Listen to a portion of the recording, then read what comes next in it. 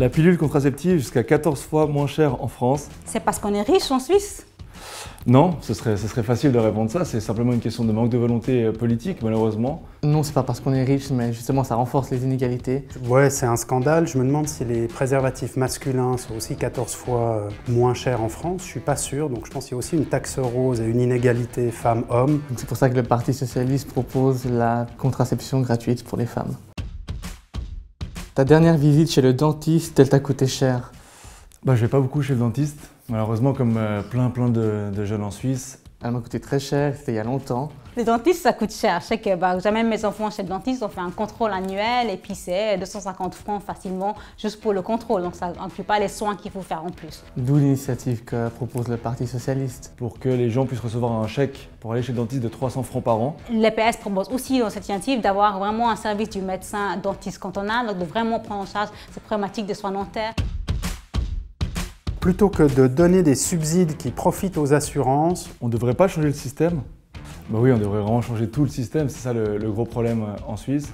Il y a un système qui en fait enrichit des assurances maladie privées chaque année, alors que ça se fait aux dépens des gens, aux dépens de la population. Dans l'organisation du système de santé, avec l'assurance maladie de base obligatoire, le système de franchise, ça fait qu'un certain nombre de personnes dans la population sont mises à l'écart. Les subsides, c'est un moyen de gérer ces différents accès aux soins, mais ça ne règle pas le problème de fond.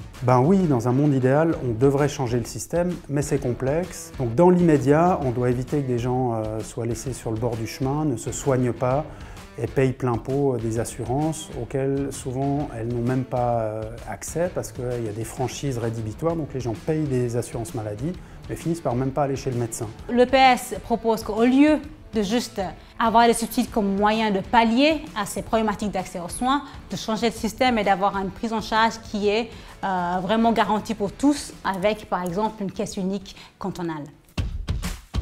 On fait comment pour répondre au problème du coût de vieillissement de la population? Le vieillissement de la population, c'est une réalité.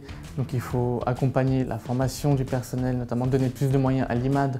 Pour prendre en charge justement ces personnes âgées qui, des fois, n'arrivent plus à être autonomes. Il faut également donner les moyens à l'État de permettre à ces personnes âgées de rester à domicile. L'EPS propose de soutenir ce genre d'initiative. On met en place plus de moyens pour les soins à domicile.